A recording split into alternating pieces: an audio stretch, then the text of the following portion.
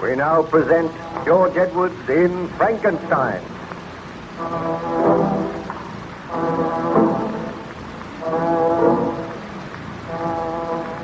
Aboard the good ship Voyager, Baron Frankenstein is confined to his cabin, recovering from the effects of hardship and exposure. During his convalescence, he tells the story of his tragic experiences to Captain Walton, the master of the vessel.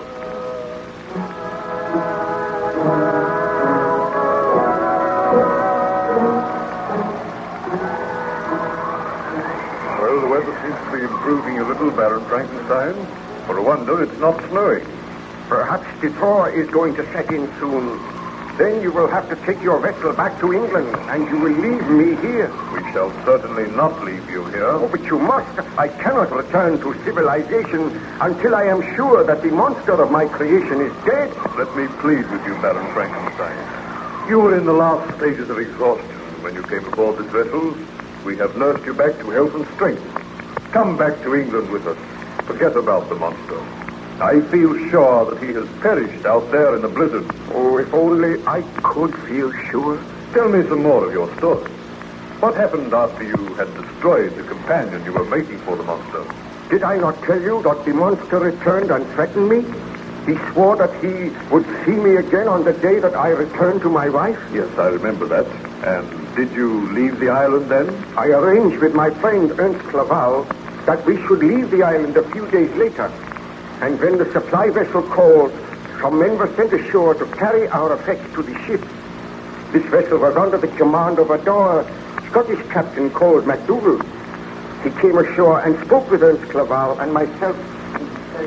We can put you ashore at Southampton. That is as far as we're going this trip. Oh, that will do nicely. Are you agreeable to Dr. Clerval? Oh, we must be agreeable. No other boat will call here for a month. Well, we must go on this one. Tell me, Captain MacDougall, is your vessel watched closely? What do you mean by that, Baron Frankenstein? Has anyone else tried to get aboard the vessel? But certainly not. The vessel is moored about 100 yards from the shore, and only one boat came ashore. No one will get into that boat but you two passengers. Oh, I am glad to hear that. I did not know that there was anyone else on the island. There is one other person on the island, but he must not live here. Who is he? That matters not. But he is an enemy of mine. Is everything ready, Ernst? Oh, my briefcase has been left in the cottage. I will only detain you for a moment, Captain. I will go and get it myself. Very well, Herr Clerval. We will wait for you. Do not be too long, Ernst. I want to get off this island as soon as possible. Oh, I will only be a few minutes. Now, Captain MacDougall, I would like you to give your crew instructions to see that no one, bar her, Clerval, and myself, attempts to board this vessel. It is imperative that the monster should remain here. Perhaps he will die of starvation. What monster is this of which you speak, Baron Frankenstein? A huge, deformed creature. A murderer. A murderer on this island? Do not worry your head, Captain. As long as that creature is not allowed to board your vessel, as long as we keep a watchful eye, there is nothing to fear. I am hopeful that I will never see or hear of him again. What's that? Ernst, I see the flash. What does it mean? Call some of your men. Come quickly. Follow me. Tell me more, Baron Frankenstein. Had Ernst Clerval really been attacked? Together with Captain MacDougall, we hurried to the cottage. I flung open the door and dashed in, and then a dreadful sight met my eyes. On the floor in the far corner lay the huddled body of Ernst Clerval. I dashed over to him and said, "This is the monster's work. Oh, Ernst, my friend, I should have known. I should have known." Let me see the man. Look at him, Captain MacDougall. He is dead. And look on those cruel bruises, those marks on his throat. This is the monster's work. He has carried out his promise. Those that I love are to be slain. This is my punishment. But who is this frightful creature? Let me order my men to search for him. The island is small. We must find him. Yes, we must find him. Arm your men with firearms. Tell them to shoot on sight. But what does the creature look like? A cruel, evil monster. Much bigger than an ordinary man. With long, yellow fangs that show between his lips. A monster of hideous cruelty.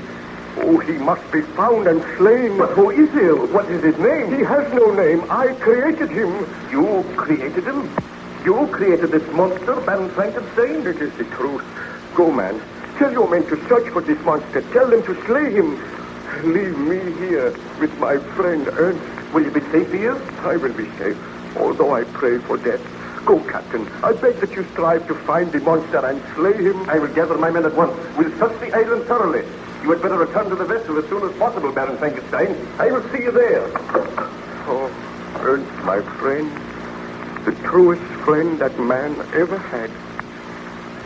Had I but heeded your advice, you would have been alive today. But I sinned. I usurped the rights of God, and for that sin, I am paying dearly. Now I have lost my friend. I know that my wife is in danger. Oh, Almighty Father in heaven, I know that I have sinned. I beg for thy forgiveness. I ask that I may live to avenge those who have died because of my crime. Hear thou my prayer, my Father. Well, Baron Frankenstein, was the monster found on the island? Captain MacDougall and his men searched the island thoroughly, but there was no trace of the monster. He had not even left a footprint. Where he was hiding, I do not know, because later on I joined in the search, and I could not find him. At last, heartbroken and weary, I left the island, taking with me the body of my beloved friend Ernst Clerval. The vessel set sail, and in due time I landed at Southampton. Then I made arrangements to go home, and at last I arrived in Geneva once again. On arriving there, I found my wife eagerly awaiting me. She greeted me happily. Victor! Oh, my heart is almost bursting with joy. To see you again after all these months. Oh, my darling. Oh, Elizabeth, I am so happy to feel my arms about you once again. Let me look at you. Have you fully recovered from your illness? Have you forgotten the nightmares and the horrors of the past? I am well, Elizabeth. That is not the truth, Victor. You look drawn and very pale. I have had a long and tiring voyage, but I will be better soon. But what ails you? And where is Ernst? Did he not come with you? Ernst is not returning. Not returning? I left him in England. He sent you his love. That is strange. I thought he would come back with you. Oh, do not question me now, Elizabeth. I am tired. But tell me of yourself. Have you been happy here? Oh, how could I be happy while you were away from me? But I looked forward to the day when you would return. Have you seen anything of the monster? Not a sign. I am living in hopes that he has perished, that we will never hear from him again. Have there been any reports that he has been around here in the last few days? Why should you think that? Have you seen anything of him during your travels? I saw him once. Did he follow you? Oh, do not be worried, Elizabeth. I had so hoped that the horrible creature was dead. Why are you looking so worried, Victor? What has happened? Well, you must be guided by me, Elizabeth. I beg that you will not leave the house unaccompanied. Stay by my side always. And whatever you do, wherever you go, if you do leave my side, carry this pistol with you. A pistol? But Victor, what is it that you fear? What is it that I fear? Don't you know? I fear that the monster may return. I know that he is not dead. You know that he is not dead? I told you that I had seen him. But why should you think that he will attack me? Oh, please do not question me now, Elizabeth. But do as I say.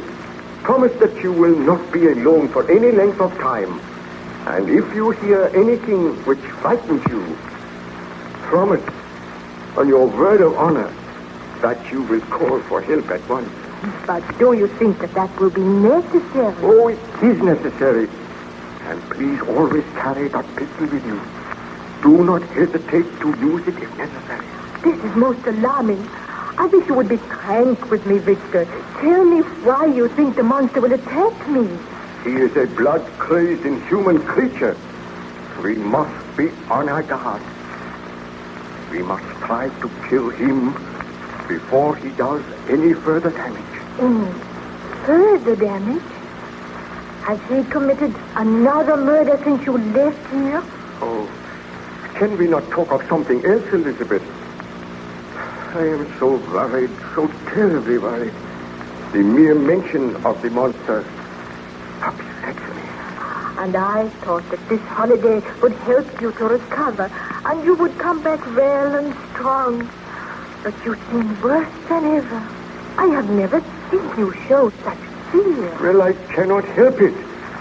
Oh, but be of good heart, Elizabeth. While I am here, I shall protect you. And if the monster comes, I swear he shall die. Why should you think the monster will come? Well, he threatened to come on the day that you and I were reunited. But I hope that he is on that lonely island in the Orkneys. I do not think he can be here. Victor, did you hear that? Yes, I heard it. The monster's laugh. He has returned. Oh, Elizabeth, I am afraid. Proceed, Baron Frankenstein. Did you see anything of the monster that day? Oh, I'm afraid I cannot tell you any more now, Captain. The telling of this story has tired me. Please, go and leave me in peace. Very well. I will note what you have told me in the journal, and I will return to you when you feel more rest.